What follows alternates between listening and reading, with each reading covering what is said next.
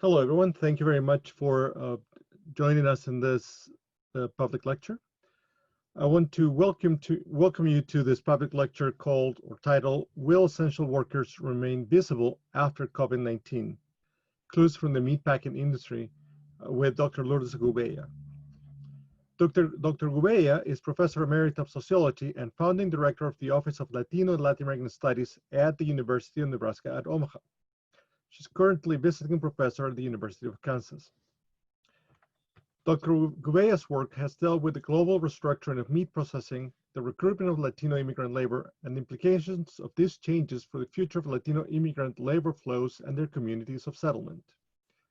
She has published numerous articles and co-authored a book on the subject, among which I can mention Global Forces and Latino Population Growth in the Midwest, a regional and sub-regional analysis, and Latino Immigrants, Meatpacking in Rural Communities, a case study of Lexington, Nebraska. This lecture is part of the Hostile Terrain 94 exhibition, created by the Undocumented Migration Project and brought to Nebraska by the University of Nebraska-Lincoln and University of Nebraska Omaha Hostile Terrain 94 Organizing Committee.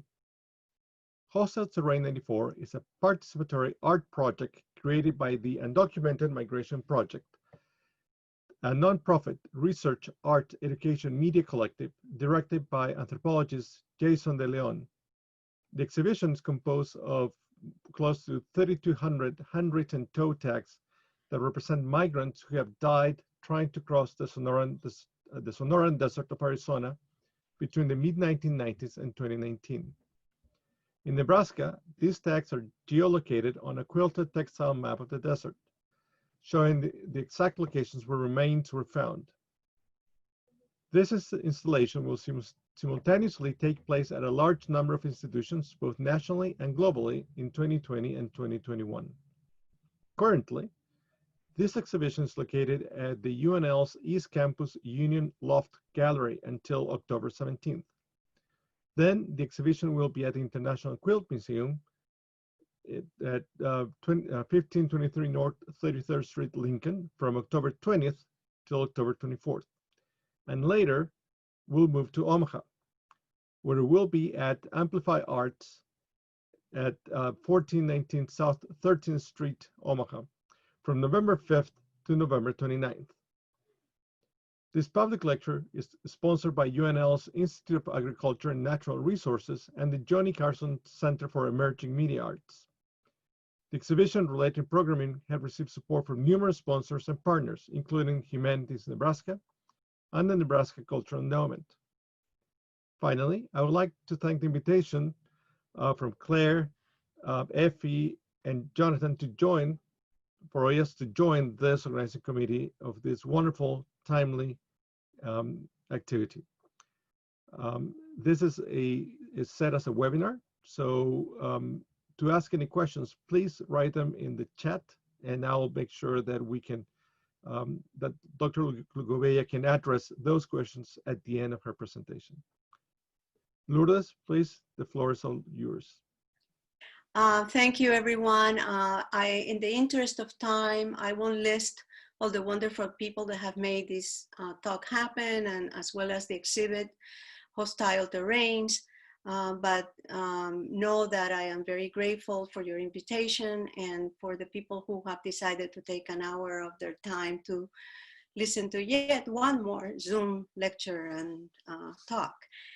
I am going to read the lecture, so I hope this is not too distracting if my eyes are not quite on the camera, but it's technologically, it was a better solution than trying to navigate too many things at once. So it's been repeatedly said in recent months that the COVID-19 pandemic has opened the public's eye to the wide economic and social disparities, which for decades have afflicted large numbers of those whom we now consider essential workers. Writers such as Neera Tanden, for example, have argued that the rapid spread of COVID-19 has exposed the moral distortions of our economic system and the fact that our society values those essential workers the least. The overwhelming majority of these workers are in fact low-paid, poorly insured, lack political power, and are often discriminated against. Not surprisingly, these are also the workers the virus has sickened and killed disproportionately. The question then becomes whether the COVID-19 pandemic will be the unexpected and rare event which will successfully pressure the public to no longer turn a blind eye to those conditions, nor tolerate these injustices. In other words, will this represent the moment when large contingents of essential workers no longer remain invisible to most Americans? The meatpacking industry has emerged as the emblematic case from which to explore these questions. By October 2nd, according to the Midwest Center for Investigative Reporting, there had been more than 41,000 reported positive cases of COVID-19 tied to at least 455 plants located in 4 states, as well as 196 deaths in at least 51 plants located in 27 states. By the same date, Nebraska had reported more than 5,000 cases and 22 deaths tied to the state's own meatpacking plants. The numbers were likely much higher, but Governor Pete Ricketts ruled earlier that plants needn't disclose them. Somewhere around 90% of meatpacking workers affected with COVID-19 are classified as racial and ethnic minorities by the US Department of Health. More than 60% of these workers are first and to a lesser extent, second-generation immigrants and refugees. So reporters sent to cover the spread of a virus inevitably found themselves revisiting old questions as to why meatpacking immigrant and minority workers are injured, get sick, and die at such disproportionately high rates. Echoing the words of Nira Tandem that I quoted at the beginning, community advocates have argued that, quote, the pandemic has shone a light on the meat industry, where for years, workers have been exploited and in plants, including being penalized for not showing up when they are sick or injured. A few years ago, my colleague Aruna Juska and I hope Aruna is in the public, published 2 articles about another pathogen threatening to disrupt work across meatpacking plants and to expose the industry's acute reliance on a new immigrant labor force, often undocumented and of course powerless. The workers were essential to their newly restructured industry, but were also increasingly despised by the public. The event differed, the E. coli event differed from the COVID-19 event in at least 2 ways. First, the new pathogen was not a virus, but a highly virulent or virulent maybe, bacterium, E. coli 017H7, which was spoiling meat and sickening meat consumers rather than meat processing workers, unless they ate the meat themselves. This mattered insofar as highly organized consumer groups were able to force the industry to implement new meat safety measures.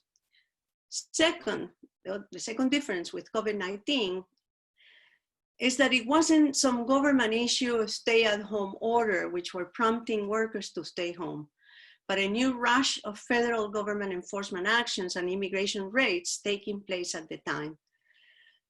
These types of government interventions were not only unwelcome, but threatening to further expose the industry's dependence on foreigners. At the end, Juska and I found that the industry was able to effectively contain these threats and reassert its control over production and labor processes. The purpose of my talk is not to offer some pessimistic rebuttal to those suggesting that COVID-19 may just be the watershed event, which will finally open the public's eyes to the social costs implicated in what food historian Jane Ziegelman called America's obsession with cheap meat. However, I think that rather than taking such statements and optimistic conclusions at face value, we need to reassess the strength of both the structural forces and the social actors inhibiting our ability to transform this new epiphany into lasting social changes. And I'm not trying to be flippant about that. At the end of the day, invisibility refers to the systemic marginalization and political disenfranchisement of immigrant workers. It is not an inevitable outcome of the nature of this dirty and dangerous job. And it does not happen without many of those forces and actors working in tandem and contingencies not getting in their way. In my view, there are three sets of key actors and forces deserving careful scrutiny. There are many others, but it's a talk of 45 minutes or less. The first one is the industry organization and strategies to resist change. The second is government intervention and dominant discourses, the role of the state, if you will, in sociological speak. The third is nativism and exclusionary immigrant policies in the era of rising authoritarianism. My central argument comes neatly encapsulated inside a quote I slightly edited and borrowed from our previous articles that Arunas and I published.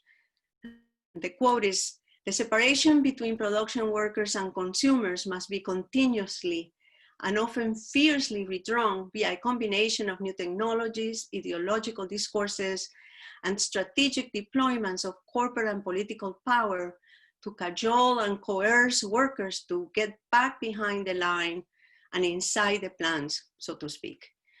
The process is conflict-ridden, highly contingent, and vulnerable to unexpected threats, including pathogens and unexpected resistance from workers and consumers alike."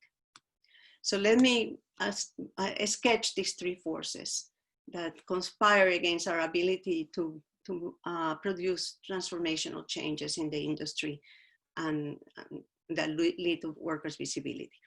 The first of these forces is the industry's organization and strategies to resist change. I don't want to repeat, I don't wish to repeat, I can repeat a story told by me and others countless times about how the industry got to be what it is today and why it is that officials in the industry are so committed to resist any changes that, that threatens any of their components. By the beginning, but I'll just highlight some relevant points, hopefully, to make my argument cogent. By the beginning of the 1970s, meatpacking was still considered a dirty and dangerous job, but previous decades of union organizing had helped spur the passage of policies and approval of industry-wide contracts, union-wide contracts, which had turned meatpacking into a pretty decent job, providing workers with living wages as well as robust pensions and, importantly, health benefits. This was not, by the way, entirely unique to the industry. The entire United States was enjoying a post-war period of declining inequality, buoyed not only by a strong economy and unions, but by a robust welfare state whose policies allowed millions of Americans to join the middle class and live some version of the American dream. By the end of the 1970s, global competition was heating up, and the country and much of the world had entered into a severe recession. A farm crisis was looming and meatpacking profits were plummeting.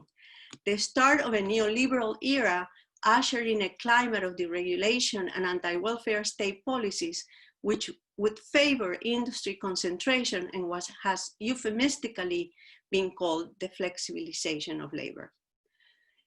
Led by newcomer IBP, now Tyson, the industry revolutionized production, marketing, locational, and labor recruitment strategies. Firms relocated to rural areas, modernized old plants or build new ones, capable now of churning out unprecedented volumes of meat at unprecedented speeds and at unprecedentedly low labor costs. Lower labor costs costs were largely achieved by eliminating many of the post-war era benefits, weakening union, de-skilling jobs, and designing whole new approaches to labor recruitment. Former workers in the golden era of meatpacking, so to speak, exiled this devalued industry, exiled from this devalued industry, or were exiled from the devalued industry. The void was to be filled by the large pools of politically disenfranchised immigrants and refugees who were being displaced from other depressed job markets and world regions. Industry analysts concur that meatpacking firms today face a whole new array of competitive forces, as well as socially driven and conflicted consumer demands, which are again exerting downward pressure on their profit margins. In this environment, labor continues to be the one cost over which packers can and must exercise utmost control. Meatpacking is a $100 billion plus industry capable of deploying enormous economic resources and political capital to successfully navigate and resist most of these challenges. It is also true, however, that unexpected threats such as the current COVID-19 pandemic can rattle the industry in unique ways. Our previously mentioned research on E. coli 1017H7 rattled the industry, and it provides us with a useful comparative case from which to explore the kinds of resources and industry that the kinds of resources the industry brings to bear in these cases. I offer one example next, and then we'll address others throughout the talk. Near the start of the E. coli outbreaks of the 1990s, industry officials argued vehemently that these outbreaks were being caused not by line speeds and other problems inherent to the restructured production process and to the new plant designs, but by mistakes being made by individuals during the process of handling the meat. The strategy of implicitly, or many times explicitly, blaming immigrant workers is eerily familiar to today's narrative, promoted by industry officials and allies that COVID-19 spreads were not caused by workers being forced to stand shoulder to shoulder during processing or at the processing line, but by the cramped living spaces often shared by multiple immigrant families. Those workers, were the ones bringing the virus into the plant and getting other workers sick. So very familiar moments in both events. Summoning the public's deep-seated prejudice about immigrants in their communities may have the effect of deflating blame and saving meat packers the unwanted expense of changing the work in the way they organize work in these plants. But this can also strengthen calls from anti-immigrant publics for packers to reduce their dependency on these workers, a cost they could hardly afford, and thus a careful dance that they must with the publics that they must carefully execute. It takes more than well-coordinated corporate strategies to accomplish the feat of converting hundreds of thousands of immigrants into largely disposable and immigrant workers. Disposable and invisible workers. Other forces and actors must also work in tandem to effectively divert consumers' sights away from the workers' plight and towards their own individual private concerns. So I turn to the second one of those forces. And that is the power of government intervention and dominant discourses. Meatpacking, as we know, has become a vertically and horizontally integrated industry and a major economic motor in multiple states. Thousands of rural communities, working families, consumers, cattle feeders, local banks, grocers, rural hospitals, and politically elected officials have come to depend on the success of its post-1970s profit maximizing formula. In Nebraska, livestock represents the largest employment categories. Livestock processing represents the largest employment category. In a just released rural poll, the overwhelming majority of rural Nebraskans said that their economic well-being was totally or at least partially dependent on production agriculture and on animal agriculture, most importantly. In these spaces, armed as they are with large and expensive cadres of lawyers and well-connected lobbies, meatpacking companies can wield disproportionate political power, especially at key historical junctures. States and communities, depending on the industry and confronting economic crises of their own, would be ill-advised to rebuke industry officials' demands, which they view as undermining their profit margins. This was patently visible during the crisis of the 1980s, when Econagra's CEO dictated a major tax subsidy and business-friendly bill to a sitting Republican Nebraska governor, Kay Orr. It was also obvious during the E. coli outbreaks, when the industry lost a lawsuit to stop USDA from imposing bacteriological testing in the plants, but in exchange was allowed to retain control over line speed, as well as the implementation of the new rules. And it is patently visible today when, amidst a health crisis, industry lobbies and executives can essentially command the sitting president, Donald Trump, to invoke the Defense Production Act, not to secure protective gear for the workers, but to force those workers to show up for work largely unprotected in the midst of a COVID-19 pandemic. When asked why he had not invoked the act to ensure that all essential workers had enough protective equipment, he answered, President Trump answered, quote, "We're getting what we need without putting the heavy hand of the government down." He had no qualms, however, to heed industry demands that he slammed that heavy government hand on local citizens and health workers calling for stay-at-home orders and plant shutdowns. As many of us now know, President Trump issued the executive order on April 28, just one day after Tyson's Foods board chairman, John Tyson, had taken $1 million full-page ads in the Sunday editions of papers in at least 3 states in the nation, and warning us that the food supply was breaking. The ad's headline read, quote, "A delicate balance, feeding the nation and keeping our workers, our employees healthy." Feeding the nation clearly implied keeping meatpacking plants open, or, quote, millions of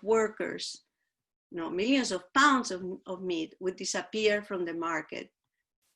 By keeping our workers healthy, he seemed to imply that the company would subsidize medical costs and keep paychecks coming for a period as long as workers could be back on their feet and inside the plants as soon as possible. A treasure trove of emails uncovered by ProPublica, a powerhouse in investigative journalism, shone additional light on these multiple prone strategies deployed by company officials and meat industry lobbies in order to pressure local authorities to keep the plants open. 1 week before the president issued the order, he had gotten an almost verbatim draft of that order from the industry. Another revealing moment came in mid-March by way of a private email sent by Smithfields and Food CEO Ken Sullivan to Nebraska Governor Pete Ricketts. In it, Sullivan expressed great concerns over the stay-at-home order, which was causing hysteria, and encouraging workers to stop showing up for work. He claimed that disruptions to the critical supply chain was, quote, "a direct result of the government continuously reiterating the importance of social distances." Social distances, he added, is a nicety that makes sense only for people with laptops.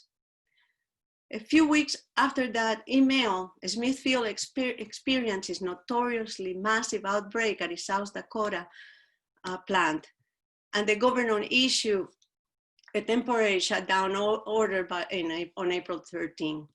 What followed was what my colleague at UNAS likes to call the typical dance between regulatory agencies and meatpacking. Much of that happened behind closed doors. It culminated with the president's order. After a month ago, on September 10, I believe, after nearly 1,300 workers being infected with COVID and 4 dying, OSHA issued its first fines to a Smithfield. The fine amounts to about $1 per sick or dead worker. The company is appealing it. The swift and coordinated actions President Trump and his chorus of corporate leaders and elected officials clearly demonstrated the significant political clout of the meat processing industry and its capacity to resist unwanted government interventions, while clearly soliciting and welcoming other types of intervention. A closer read of their dance script also reveals the discursive strategies we have come to expect from the industry and allies during these times of crisis. They constitute strategies of resistance in their own right because they involve efforts to establish or reestablish hegemonic dominance over consumer interests and the whole narrative surrounding the crisis. At the end, their goal is to divert that public gaze away from collective concerns and toward their own individual private interest.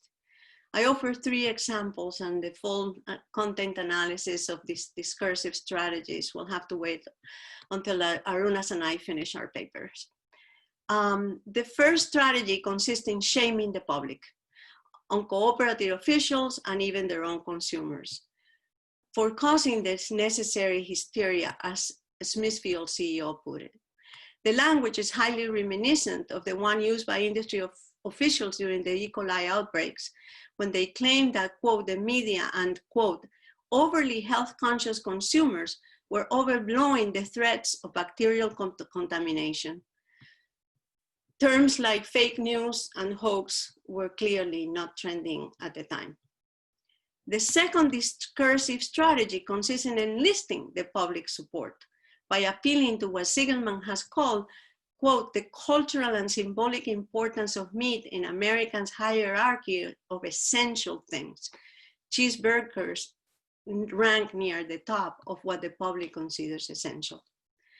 And the third and final discourse strategy consists in frightening the public about all the horrible things that could happen should our meat supply suffer even minor disruptions, including potential malnourishment due to lack of protein or violence from hungry consumers. The president's interesting choice of the word protein might or might not mean anything, but to me, it immediately provoked this reaction of, are we talking about possible, is it calling upon the fear of that we're not going to be nourished enough? He said it is important that processors of meat and poultry continue operating and fulfilling orders to ensure a continuous supply of protein for all Americans. So it wasn't, to ensure that meat is in our shelves and so, but he said that too, but he also, I found that choice of words very interesting. A much less ambiguous press statement by Governor Ricketts warned us we could face mob rule and consumer riots should we force to shut down Nebraska meatpacking plants. It is unclear how effective these discursive strategies and corporate practices will be in the long run. Or how long can the industry continue to resist demands for fundamental changes and efforts to erase the bodies of production workers from our culinary experience?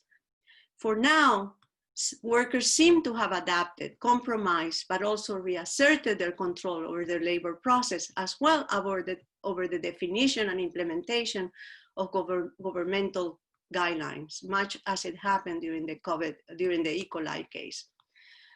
As my dear colleague Athena Ramos put it in a recently published article, the CDC guidelines do not even have the force of law. Instead, they came in the form of recommendations and voluntary practices, which have resulted in incomplete and inconsistent adoption among many employers.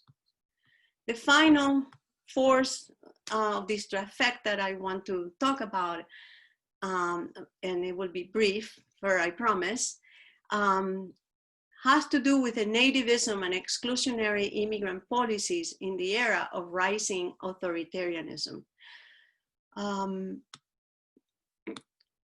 These are actually the most formidable barriers separating workers and consumers and immigrants from the larger public that we're confronting today. Nativism and exclusionary immigrant policy have ebbed and flowed, but also have been a constant throughout American history.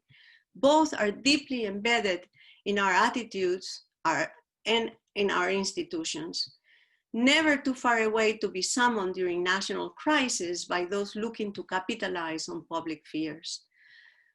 According to numerous studies and robust polls, authoritarian tendencies are on the rise in the United States, not only among elected officials, but among large segments of the public. This is important because, no surprise to anyone, authoritarian tendencies correlate highly with anti-immigrant and nativist sentiments. In the context of the multifaceted COVID-19 crisis, it becomes even harder for constituents scoring high in these authoritarian scales to contest the president's unprecedented use of his executive power to issue an unprecedented number of executive orders and administrative kinds of changes. The pandemic has given the Trump administration an unexpected opportunity to further close off the border by dusting off a 1944 statute, which is never used, authorizing the Surgeon General to block the entry of foreign nationals who might pose a public health risk. Tacit support for this rationale to keep immigrants out is provided by the old nativist tropes I alluded to earlier, whereby they are repeatedly blamed for bringing illnesses across the border and clearly into the plants. Scholars like David Hernandez worry that this mixture of old nativism and rising authoritarianism is creating dangerous precedents which could not only weaken immigrant rights and essential workers' well-being, but the entire system of checks and balances which undergirds American democracy. So how am I doing with time, Christian, for final comments here? I don't know if you can hear me. 5 minutes for your final comments. 5 minutes? Yes. Okay, let me see if I can do that. So final reflections, really. The clues offered by the meatpacking case, as I outlined here, do not appear to give us much hope for a resounding yes to the question posed at the beginning of the talk, or in the title, will essential workers remain visible after COVID-19? Unless workers' imperiled health and well-being threaten to disrupt the meat supply, changes made purely or even largely on behalf of these workers are few and far between. Workers lack sufficient power to command them. Governments intervene mainly on behalf of the industry, and the majority of the American public continues to be either too detached from the lives of these workers or outright unsympathetic to their plight. As my colleague, citing all my colleagues here today, make everybody happy, my colleague Don Stoll put it to a Nebraska reporter recently, quote, "The basic issues in the industry are going to be the same, pandemic or not." Quote, "The industry is built on high productivity, getting it out of the door, hitting the numbers." Hitting the numbers, the reporter correctly added, meant keeping workers on production lines or pushing them back inside as quickly as possible. The BBC also has covered the meatpacking story in depth. A recent article featured Nebraska Senator Tony Vargas's frustrated efforts to convince Republican Governor Pete Ricketts, as well as efforts to advance a bill seeking to enhance meatpacking workers' access to COVID-19 protective equipment and measures. While an otherwise excellent story by Jessica Lusenhoff, her editor's headline, and apologies if this was not the editor, was way off target. It read in part, quote, "the human cost of political inaction on COVID." Unless I failed miserably to make a convincing argument in this talk, the headline should have probably read, quote, "the human cost of too much political activism on behalf of corporate interests and political inaction on behalf of workers." Disappointed by the outcomes of this year's session, Vargas wondered out loud if he had been too naive, wasted too much time believing that a campaign of public pressure would be enough to move the governor or his Senate colleagues. This begs another question for us. Is there sufficient public pressure to not only address this conjunctural issues linked to the well-being of essential workers, but the much longer legacy of social injustices and current policies of exclusion to which the most disenfranchised of these workers have been subjected? But I promised I wouldn't end on a negative note. So very quickly, I want to suggest that there is reason to hope, and I'm not going to read the rest, but very quickly say that there are at least two sources of power that can be harnessed and mobilized to support that hope. One is structural power, and this kind of power is grounded on the objective leverage that social actors like consumers, unions, workers, and cattle producers occupy by the mere location they find themselves in throughout the meat supply chain. They can only exercise that leverage, however, if they work in tandem and develop much more collaborative and inclusive organizational structures. And this would mean structures which can accommodate a broad spectrum of partisan, social and ethno-racial differences and even conflicts. So the second source of power is the mobilizational sources of power that comes from at least, I'm going to mention just two sources: new generation of immigrants unafraid to use their voices and become increasingly involved, as Dulce Castañeda, this young woman who created this fantastic Children of Smithfield movement to pressure meatpacking and tell the newspapers, the local newspaper, what was happening.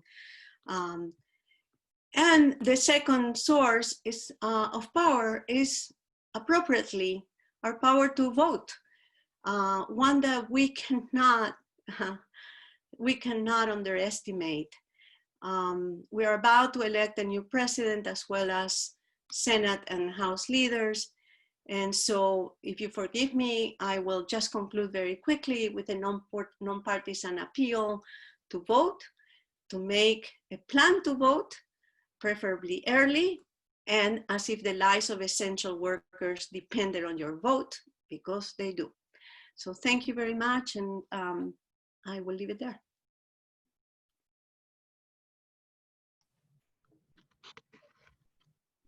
Thank you very much, Lourdes, for that interesting and informative talk.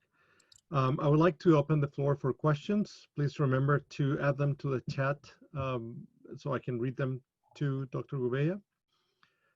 Katina asks, Dr. Gouveia, thank you and your colleagues for these very important details. And she asks, do you and your colleagues plan to continue to pressure our public officials for further compliance that would hold employers accountable to provide paid sick leave, and better working environments to prevent for further marginalization of workers in these workplaces? Well, I certainly hope that our work, whether it's in short deliveries such as blogs and like OLLAS publishes, or providing testimonies when we're called. I certainly answer a lot of reporters' calls about the subject, and we should continue in whichever way we can and wherever we are. Right now I am in Lawrence, Kansas, and so I participate as much as possible in larger policy change issues that of course affect these workers. And we're about to also nominate a Supreme Court justice, and it's important that we pay attention to what happens to issues such as sick leave for workers, as those will probably come cases wrapped in larger claims for rights will come all the way to the Supreme Court. So yeah, of course, the answer is yes. Thank you, Lourdes. Madelina asks and says, thank you for the talk. Do you see any opportunity for labor organizing to play a growing role in these types of challenges we're now facing? Since meatpacking workers are the moment considered essential and thereby necessary, might this media exposure and unique context provide an important bargaining chip if unionization for improved conditions would be attempted? This might be similar to the pre-COVID organizing efforts of the IWW in Portland, Oregon's fast food industry, Burgerville, or traditionally unorganizable groups. Absolutely. In fact, that was the point I tried to make, not very eloquently because I was rushing, at the very start of this discussion on the two types of sources of power. I think this is a unique moment. COVID has opened a unique window for very effective, not just union organizing, but collaborative union organizing together with other forces.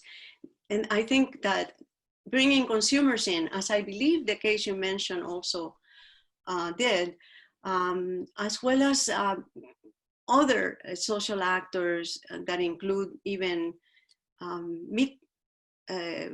cattle raisers and cattle feeders, can really have enormous impact. But it takes effort. It takes the same kind of commitment to work diligently together and in coordinated fashion that we see the meatpacking officials and politicians working together. They are formidable forces and they must be met with countervailing formidable forces. But yes, I think this is a moment to do that. Thank you. Grecia asks and says, what is in our hands to maintain this visibility effect as a permanently trend in our society? Vote could be a response. So she's asked of whether what can we do to maintain this visibility effect? What is your prediction about meatpacking workers after the elections? I would also like to say that this is a great talk. Thank you. Thank you, you're so kind. Well, I think there were a couple of different parts to that question. I'll answer the easy one first because I don't know the answer. What will happen to meatpacking workers after the election? We don't know the answer, but we can certainly begin to construct that answer. And so that goes to the first part of your question as to what we can do to make sure that we keep the pressure on workers visible. And again, I think we have to work from wherever we are, but increasingly bring resources to our efforts. And that means including financial resources. We don't have the kinds of economic and political capital that industry officials have. But the public, if the public can now fund a multi-million-dollar political campaign, even with dollar donations, certainly we can keep the pressure on in newspapers, in talks, in the research, I hope, that comes out of these kinds of discussions. And maybe that's too simplistic of an answer, but I am an optimist at heart at the end of the day. I don't know if others might want to jump in with some suggestions, actually. Well, actually, Arunas just made a comment. He says, "Thank you so much for your for an excellent presentation. We need more talks like this, as visibility of essential workers are now seems on a decline. In my local supermarket, response to sickness and shortage of checkout cashiers was to install more self-serve counters. In industry literature, there's a talk about renewed push to automate meatpacking. This was the case in E. coli outbreaks as well. How does this look to you? The second issue, with COVID meatpacking workers, so they're in a position to be pushed for being included in setting new safety regimes in plants. Are you aware of any movements in this area? Thank you so much.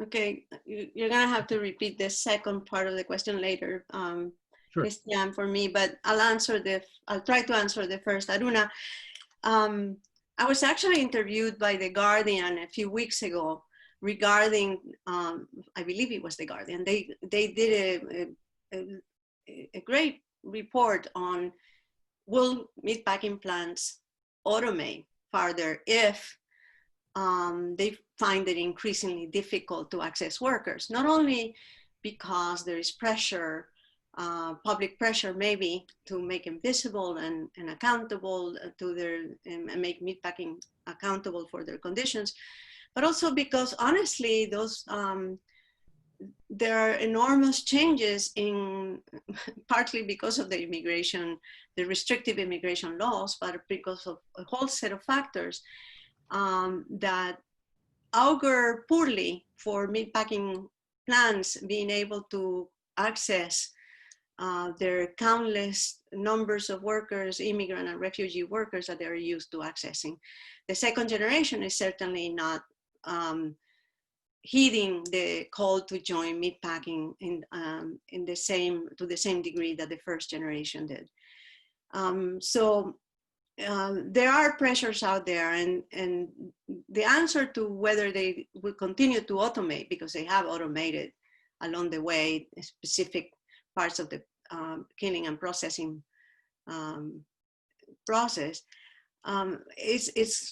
will come, I suppose, when it becomes too expensive to source those workers. So, you know, they will do like one of the favorite examples, I forget his name, Martin from one of the California colleges, was, you know, when I believe it was sugarcane became too expensive with manual labor, then came a major revolution of the process to pick sugarcane. Meat confronts a whole host of other issues, but it's not out of the question. And I think it will have to do simply with, you know, cost-benefit calculation at the end of the day. But I don't know if Arunas has another answer. So Claire also says, thank you very much for your analysis. What kinds of common ground for reform exist across partisan lines at present, within or outside the government? I'm sorry, Christian, I didn't understand the question. What kinds, or is there any kind of common ground for reform in this theme across partisan lines currently? Oh, there has to be. I think if there isn't, it's because there are people working very hard to make sure that we don't find that common ground. And precisely, it's not ready-made. We have, part of what I also was trying to suggest in my rush at the end was that we are in a position to try to find that common ground, but we have to work very hard to get others to see it and to do away with those partisan and social and racial kinds of divisions. Workers, essential meatpacking workers, are not the only ones suffering here. There are countless other workers of all race and ethnicities, even if the majority are non-white, but all race of ethnicities who have lost jobs, not even before the pandemic. And in fact, a lot of the people who are very virulent anti-immigrant and who have gravitated toward President Trump's anti-immigrant rhetoric are often, and you see it, I mean, sometimes it's sad, they're often frustrated workers for whom the system, it's true, often did not work for them either. But blaming workers and cutting their legs from under them by undermining potential mobilizational power is not the way to go. So we have work to do. And that's why I say, I think that, and again, I'm not one to be preaching about this because I'm not now being the one working on these issues, but on mobilizational issues, but I think we have to do a much better job and find, just like the meatpacking found new formulas to recover its profitability margins, we have to find new formulas to recover collective bargaining and collective kinds of mobilizational strategies and that common ground that you're talking about. Thank you. We have time for a couple more questions. Claudia asks if you see also a concern for the environment playing some role in the decline of a meat-adoring culture. Yeah, thank you for mentioning that. So again, I had to cut out a lot of stuff, but there are many other access to this matrix of social actors, and consumers have been very active, of course, on environmental issues and environmental impacts having to do with meatpacking plants, and have been somewhat successful in getting firms to make certain changes, not sufficient by any means. So that's one constituency that is very important. There is a constituency also of the people working on animal welfare issues, the constituency working on really creating an alternative food system where we, you know, if meatpacking finds that it's better to automate or to go, it made, you know, it made open windows for smaller butchers and producers, meat producers and processors that actually guarantee us not only a more sustainable kind of food system, but also bring back new social pacts about solidarity among all of us who depend on those butchers in our neighborhoods, or did. And some of them have returned, but usually at exorbitant costs and then passed on to consumers, and only high wage workers can usually afford them. But yes, I think there are many constituents, and that is the kind of matrix. I mean, if we had a big board, we ought to be able to kind of draw all that. And if I were a union organizing, or maybe not a union organizing, but the community organizing, that's what I would be looking at. And I know some of that goes on, of course. I mean, I follow sometimes the meetings that Appleseed have brought together in Nebraska and other organizations. And it's kind of inspired by that same formula. Thank you, Lourdes. We have a couple of more questions from Greg. Thanks for the wonderful lecture. While giving essential workers a spotlight and perhaps an opportunity to organize, is the pandemic also exerting pressure against them because it exacerbates financial insecurity that makes possible their exploitation in the first place? Do you mean the pandemic is exerting pressure, or what is exerting pressure on them? So the pandemic is also exerting pressure against them because of course they're vulnerable to losing a job, to financial security, etc. Well, of course, yeah, and that's absolutely, and that tension is one of the many tensions that are always playing against each other with regard to the industry and the workers and the industry and regulatory agencies. So yeah, I mean, women are particularly affected at this time. They're either having to quit their jobs because their kids, whom they usually are the main caretakers of, are going online on Zoom, and that puts enormous pressure in the household, or if they are single parents, whether women or men, that is also very difficult. And we have heard countless testimonies, including in the Nebraska unicameral hearings, about such stories of workers having to go to work even if they were sick, even if they sometimes had to leave their kids at home, and even if they couldn't complain very much about the conditions or the lack of safety in these COVID-infected plants.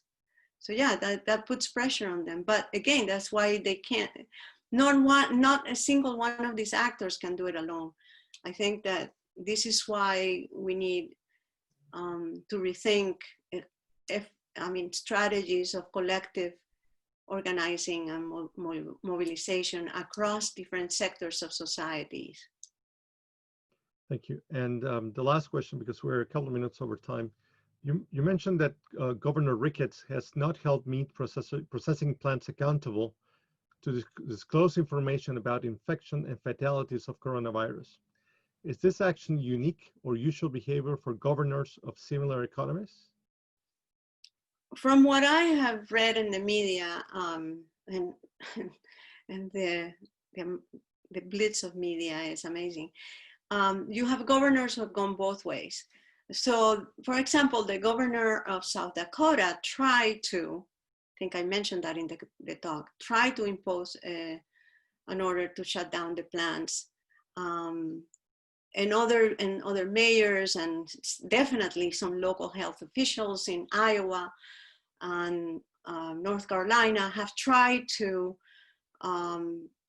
argue for more protection, for shutting down the plants, for holding meatpacking plants accountable. But honestly, the presidential executive order took the whole air from their belly, so to speak, and left many of these local officials powerless. But then there are others like Senator Ricketts, Governor Ricketts, and I don't mean to jump on him, but Nebraska is the case I know better, who have been very eager to support the president and to not only in the part of the executive order that shut down the plants, but by, for example, not requiring that the industry releases numbers. It also protects them from the kind of lawsuits that the presidential order also said they would be protected from.